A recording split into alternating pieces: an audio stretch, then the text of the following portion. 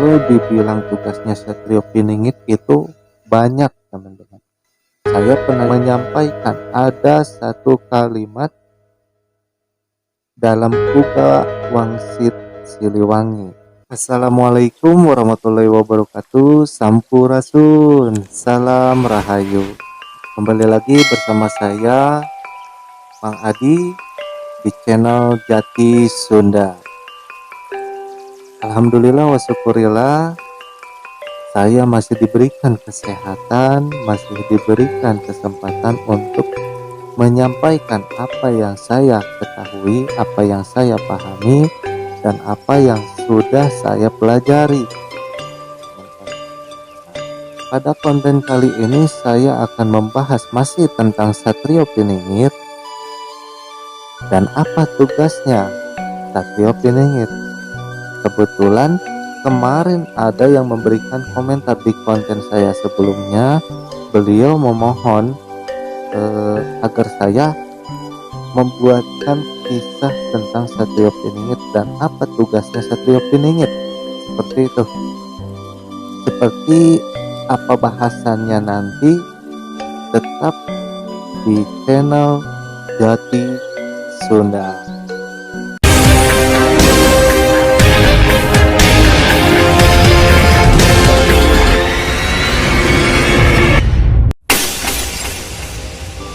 Assalamualaikum warahmatullahi wabarakatuh. Alhamdulillah, teman-teman, saya akan membahas tentang tugas Satrio Piningit itu apa dan bagaimana. Kalau dibilang tugasnya Satrio Piningit itu banyak, banyak itu yang bagaimana? Ya banyak, karena dikatakan sama seperti manusia-manusia pada umumnya. Nah, seperti dalam konten sebelumnya yang saya sampaikan, makanya teman-teman jangan sampai terjebak kepada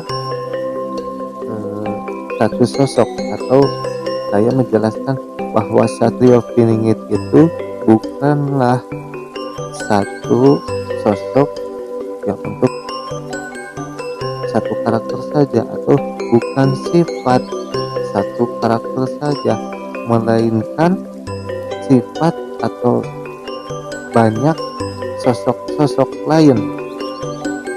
Artinya siapa? Artinya itu manusia. Nah, kenapa saya katakan bahwa pekerjaan Satrio Piningit itu banyak, yaitu seperti itu. Bagaimana pekerjaan manusia sehari-hari, tapi di dalam pekerjaan Satrio Piningit itu ada pekerjaan atau ada tugas yang khusus. Khususnya seperti apa? Kalau teman-teman bisa paham, memahami, dan melihat konten saya sebelumnya, pasti terlihat dari mana saya pernah menyampaikan ada satu kalimat dalam Uga Wangsit Siliwangi, yang kalau dalam kalimat Sunda disebut silih asa, silih asih, silih asuh. Nah, apa itu sebenarnya? Yaitu tugas manusia, karena di dalamnya itu ada tugas khususnya Sang Satrio Piningit. Nah, kembali di dalam kalimat silih asa, silih asih, silih asuh itu jika disimpulkan menjadi Siliwangi. Lalu di dalam asahnya itu apa artinya? Di dalam kalimat asah itu kita harus saling mendoakan sesama manusia. Supaya apa? Supaya kita makmur. Jangan saling menjelekkan. Nah, kalau misalkan kita menjelekkan satu sama lain, berarti kata Siliwanginya itu tidak ada. Lalu ada artinya silih asih. Apa artinya silih asih itu? Artinya silih asih itu kita harus saling mengenal sifat-sifat masing-masing. Karena apa? Karena sifat itu datangnya dari Allah. Contoh, saya dan adik saya berbeda sifatnya walaupun cuma satu darah. Begitu. Nah, lalu ada lagi artinya asuh apa? Nah, maka ketika kita saling mengenal sifat masing-masing, ketika di antara kami atau di antara kakak beradik ini ada egonya yang muncul, kita akan memakluminya karena sudah tahu, oh kalau sifatnya dia itu seperti itu. Lalu harus bagaimana yang kita lakukan? Ya kita harus saling hargai gitu. Kita harus saling menghargai satu sama lain atau sesama manusia. Lalu ada lagi kalimat silih asuh. Artinya apa silih asuh itu? Silih asuh artinya kalau misalkan ketika ada satu dengan satu yang lain dan ada egonya, lalu tidak bisa saling mengalah, artinya kita harus saling mengingatkan. Mengingatkannya itu yang bagaimana? Seperti ini contoh, jangan seperti itu. Dan kita mah orang Sunda, kita harus silih asah, silih asih, silih asuh. Apa artinya itu? Yaitu contoh untuk orang lain. Ada contohnya seperti ini. Kalau misalkan ada satu pasangan yang sedang bertengkar, ketika bertengkar ada orang lain yang lewat melihat keadaan kita yang sedang bertengkar, itu terlihat bagus atau jelek? Bagus atau tidak? Sudah jelas tidak. Itu bukan contoh yang baik bagi orang lain. Tapi kalau kita saling mengingatkan satu sama lain, kita saling menepuk. Yang namanya manusia itu sudah pasti ada kelebihan dan kekurangannya masing-masing. Nah, disitulah baru tugasnya manusia. Makanya di dalam kalimat tersebut ada 5 perkara. Yang pertama, kedua, ketiga, keempat, dan kelima. Yang pertama silih asah, yang kedua silih asih, yang ketiga silih asuh. Lalu yang keduanya dari mana? Yang keduanya gali di dalam diri kita. Hanya kalau dalam Sunda itu ada lambang hitam dan putih. Nah, apa hitam putih itu? Hitam putih itu yaitu tugas manusia. Arti dari kata hitamnya itu, Allah menciptakan alam semesta ini. Siapa yang mengelolanya? Siapa yang mengelolanya? Sudah pasti manusia. Contoh, ada salah satu makhluk yang ketika ditanya oleh Allah, siap dan sanggup untuk bertugas di muka bumi. Ya, tugasnya seperti apa?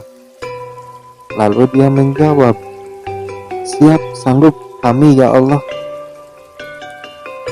Siapa yang menjawab itu? Ya ruh. Karena kalau ruh itu kan gaib. Makanya Allah menciptakan manusia pertama, Adam alaihi salam, yang terdiri dari 4 unsur, 1 tanah, 2 air, 3 angin, 4 api, diambil dari seluruh penjuru dunia, itulah Adam alaihi salam. Lalu penerusnya siapa? Penerusnya kan kita, manusia. Hanya yang dibuat dari tanah itu warnanya hitam, dan kalau hitam itu tidak abadi. Ketika kita meninggal atau besok meninggal, jasad kita akan kembali ke tanah atau kembali ke alam. Kalau yang putih itu adalah ruh. Ketika kita meninggal, berpisahnya ruh dan raga kita akan kembali kepada Allah. Ketika kita kembali kepada Allah, pulang, lalu Allah bertanya, kamu diberikan tugas di muka bumi, apa saja yang sudah kamu lakukan? Itu yang akan dipertanyakan pertanggungjawabannya oleh masing-masing manusia. Tugas manusia itu berat. Beratnya seperti apa? Ya, kita harus menjadi contoh yang baik bagi manusia-manusia lain. Kalau di dalam manusianya itu sendiri sudah benar-benar menjadi manusia yang sebenar-benarnya. Jadi begitu teman-teman. Kembali lagi ke dalam kalimat silih asah, silih asih, silih asuh. Lakukanlah setiap kebaikan. Kita hidup harus menjadi contoh yang baik bagi orang lain. Makanya kalau kita sudah meninggal, kita akan mendapatkan atau ada satu kalimat dari bahasa Sunda, urang tundun dihandelung sieum, urang tunda dihanjuang siang. Jaga engke sampereun urang. Artinya apa? Kelak kita di kemudian hari, kalau kita pulang, kita punya bekal. Nah, lalu kalau pekerjaan kita sekarang tidak bagus atau tidak baik, itu bukan contoh untuk orang lain, justru akan menjadi merugi untuk diri kita sendiri. Jadi begitu teman-teman. Kalimat dari silih asah, silih asih, silih asuh itu saling doa mendoakan, saling mengenal sifat satu sama lain, dan saling mengingatkan. Silih ngelingan. Nah, jadi seperti itu teman-teman. Mudah-mudahan teman-teman bisa paham memahami apa yang saya sampaikan. Waalaikumsalam warahmatullahi wabarakatuh. Semoga bermanfaat untuk teman-teman semua. Salam Rahayu.